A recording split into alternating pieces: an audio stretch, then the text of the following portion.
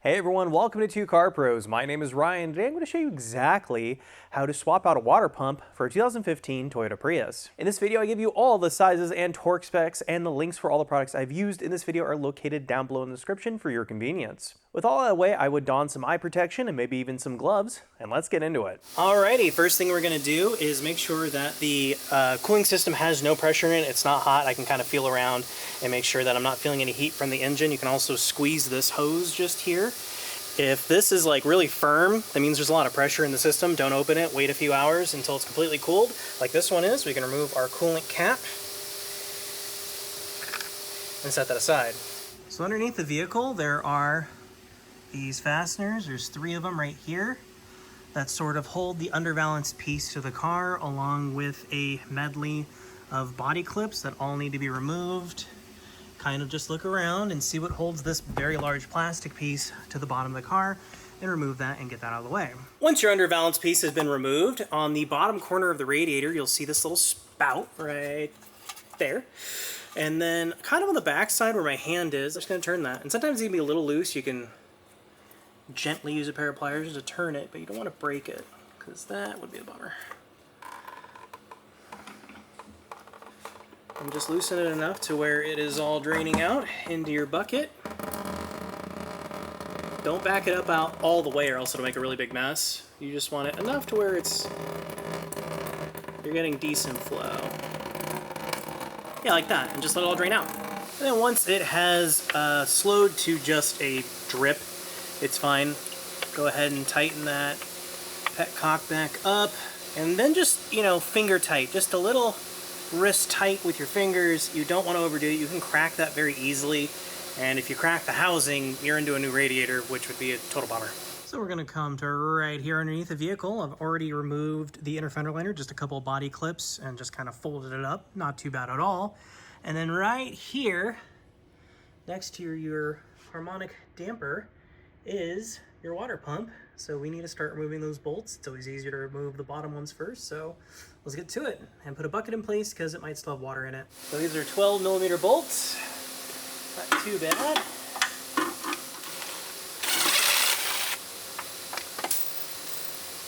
There we go. Okay, so that one is different than the other two. So just kind of remember, a little bit longer one goes on the top left bolt hole. So it's something to definitely remember. So I got the bottom 3 off from the bottom, and the top 2 I think are going to be easier from the top. So let's head up there. So now we need to remove this portion of the air intake box, 2 10mm fasteners.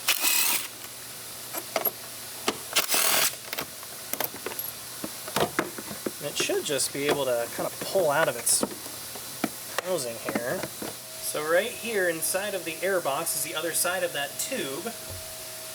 And it looks like there's a little metal protrusion, or plastic rather, that needs to be kind of pushed down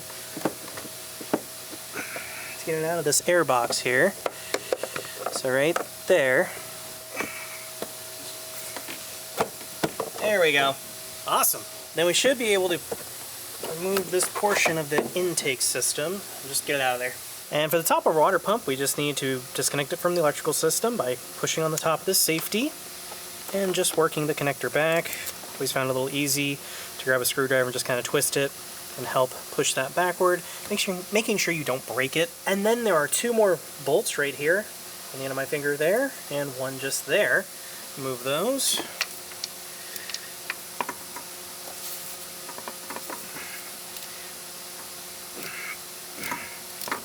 I have a feeling this is another longer bolt here.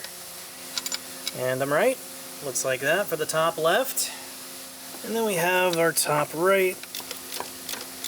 This looks like one of the shorter bolts. And make sure you have a drain pan down below, because as you remove the bolts, it's going to leak everywhere.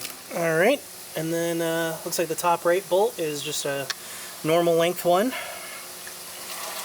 Oh, I like some more, that's alright. And then we should be able to just kind of move it to the left and get our water pump up and out of there. So here is our old unit that I just took off the car. See, it's very used, a lot of miles on it.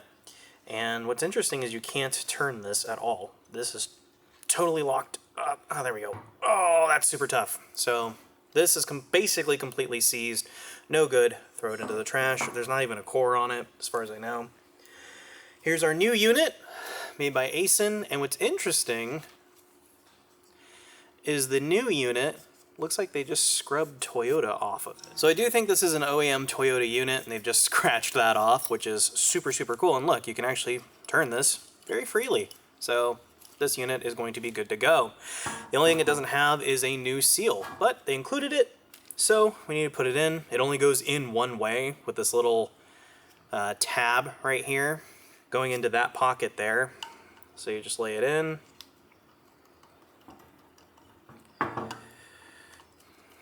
Just like that, making sure that it's nice and square in this groove. And instructions explicitly say to not put anything on here, no silicone sealer, not even any kind of lubricant. Back in the day, I would put WD-40 here, but we're gonna try it as per the manufacturer's instructions.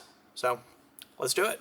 Next thing we're gonna do is take some brake clean or solvent, and we're gonna spray that mating surface for the water pump pretty liberally. And then we're just going to clean that mating surface off. We can't have any contaminants between the water pump seal and the block here, or else it'll leak. And especially since we're not using silicone or anything like that, it's like really, really important.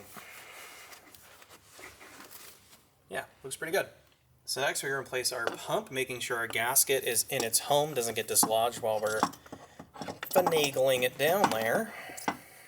Yeah, looks pretty good. Everything seems happy. Line up your bolt holes. There we go, looks pretty good. We're going to take one of the long bolts. I think these are called Bolt A in the Toyota installer's instructions. I'm just going to bring it down so it'll kind of hang out.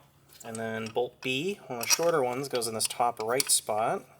And don't tighten anything down just yet. I'm just bringing these down so the head of the bolt is just touching the water pump, just so it can't get askew on me. So I got the top two in. Let's head to the bottom. So the next thing I'm going to do is take my 12mm socket, and I'm just going to bring these down to touch. I'm just going to snug them up a little bit, and a little bit at a time, and I'm going to keep crossing over the water pump so that way it sits down as flat as possible. So let's do a couple turns here, a couple turns there on each and every one, and as that water pump sits down, that gasket is going to kind of swedge out, and then we can do our torque figure. And don't be surprised if you have to kind of keep going across and across a bunch of times, because you are swedging that gasket out. So I'm going to get all these down until they've tightened up, and then we can do our torque figure. All right, they're all basically wrist tight as I've gone round and round and round. Now, the torque spec for the longer bolts is 19 foot-pounds, and the torque spec for the shorter bolts is 15 foot-pounds. And in case you don't remember where those are, totally okay. Here's the diagram for you showing exactly how much to torque and where to torque. And if you don't have a torque wrench, that's perfectly fine. I don't think it's vital to this repair. Just one arm tight for all those bolts will be sufficient.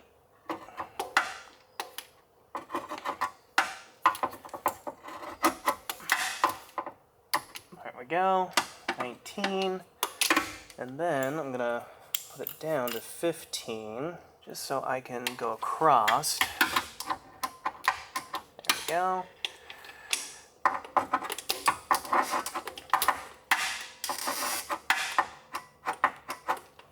And don't overdo these, it's really easy to strip them.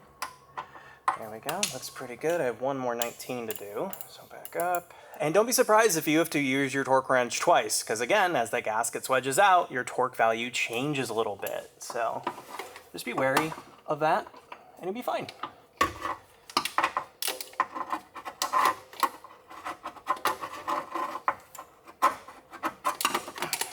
There we go, nice. So then all we need to do is take our water pump connector, push it back on until it clicks, and we're looking pretty good. Next thing I'm going to do is just place a funnel in the coolant reservoir and then replace our coolant. It should be about 2 gallons, maybe a little bit more. I have this pink stuff. This is the stuff you should be using. I already pre-diluted it off camera, so it's at that 50-50 ratio. Alternatively, you can just buy premix. Totally fine. So we're just going to carefully add our coolant back in. So add your coolant up until you can see till it's right about there on the full line. it is more than likely going to take more coolant as the pump works and flushes coolant throughout the entire engine, because pretty much the entire thing is empty. So at this moment, it's a good idea to kind of look at your pump, make sure it's not leaking before you proceed further, but I think we're good to go.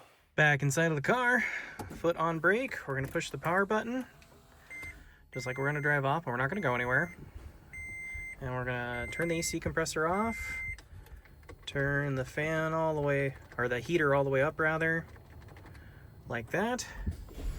That should start the engine. And if the engine ever turns off at all during this, you can also just kind of push the gas a little bit, and that will keep the engine running. And we want to just keep an eye on it as it's running, as the thermostat opens, to see if our coolant level drops. So at this moment, just keep an eye on it, make sure it's not going to overheat, pay attention to the lights inside of the car, and see if the heater is heating up. But for right now, we're just waiting for the thermostat to open so it'll gulp down some more coolant, and we're just going to keep an eye on it. We don't want that pump to run dry. It shouldn't. We put 1.5 gallons in. Well, I think we only took out about 1.5 gallons, so it should be enough, but again, just keep an eye on it. So I plugged in my fancy scanner so I can just see how hot it is. It has been locked at 188.6. That tells me the thermostat is open. I can reach in here, right here, and feel the heater blowing very, very hot, so I know that there's no air bubble in the heater core. And I know the thermostat's open because this isn't going up anymore, it's regulating its temperature. And if you don't have any scanners, it's totally fine. Just look how many seconds I've ran it, 1,200 seconds. And you'll know that it's good to go because the warning lights for the temperature aren't coming on. If those warning lights come on, then you probably have an air bubble somewhere or you need to add more coolant. But I think we're good to go on this, so I'm gonna turn the car off. And then we're going to remove our funnel, set that aside. So notice that our level, kind of tough to see on camera, but my level is right here where it says full on the side of the coolant reservoir. It's exactly where you want it. And then I'm going to replace my coolant cap. I have a brand new one. If you are doing this repair, it is a good idea to put a new coolant cap on because this is what actually regulates pressure. And if the coolant system can't regulate pressure, you'll overheat anyway. And we don't want that. So just buy a new coolant cap. They're like 10 bucks. It can literally save your car. And you just put it on until it clicks. Like that, and we should be good. Over the next couple of days, I would keep an eye on this level. If it does drop, wait until the engine has cooled down and you can squeeze the hoses and there's no pressure in it and add some more. You just want to kind of keep it around that full range. So just kind of keep an eye on it and then look underneath the vehicle and see if the water pump itself is leaking. I've just done that and it looks awesome. It's not leaking at all, so we're good to go there. Look underneath and check it out. Minty fresh, no leaks. Awesome. And then go ahead and install your underbalance piece. This one is aftermarket, so it doesn't fit awesome. But if you have the factory one, go ahead and replace it. If you don't have this piece any longer, it's fine. It's totally fine. All this does is increase your aerodynamic efficiency, and you might see 0.5 mile per gallon more. But if this is just totally mangled, just throw it in the trash. It's fine. So I boot my scanner up, and I have it hooked up to the OBD2 port on the car. Don't turn the engine on, and I've scanned it for that code. And we need to get rid of that code because it's going to keep our check engine light on. And it won't go away unless we reset it. There it is, that P261B. This is a very common problem on these Priuses. What we're going to do is just clear that. Yes, yes. And I'm only going to clear those codes. So those codes are no longer detected and your repair is complete. Now obviously this car's got some other codes, but they're not related to the repair we're doing today. So there you go, pass, perfect. You can also accomplish what I just did here with a very basic $20 scanner, or heck, you can even head to AutoZone or something and they'll clear that bad boy for free. Then we're gonna grab this air intake tube and put it into our air box. It just sort of slips in once you've got it positioned correctly. There we go. There we go, it's going. It's going. It just kind of wiggles into the air box. Like that, making sure that that is fully inserted down here, and then we just bolt it in place. There we go, kind of started by hand. It's really easy to strip these ones out, so just be wary of that. And just snug them down. Excellent. Thank you so very much for watching. That is how to replace a water pump for a 2015 Toyota Prius. Not bad at all. The water pump's not terribly expensive. The coolant's not terribly expensive. If you take this to somebody, they're easily going to charge you probably $700 to do this job. somewhere in that kind of neighborhood, depending where you live, this is not that difficult. This is definitely something you can do in your driveway at home with some jacks and jack stands, saving you tons and tons of money. And in my opinion, time. This would take really no time at all to do in your driveway. Just make sure you dispose of your coolant properly. If you found this video helpful or interesting at all, please consider clicking that join button down below as a direct way to help my channel. Barring that, a like, comment, subscription go a huge way in doing that as well. And it tells YouTube I did a good job, and I'd really appreciate it. Thanks again for watching, and I'll see you next time.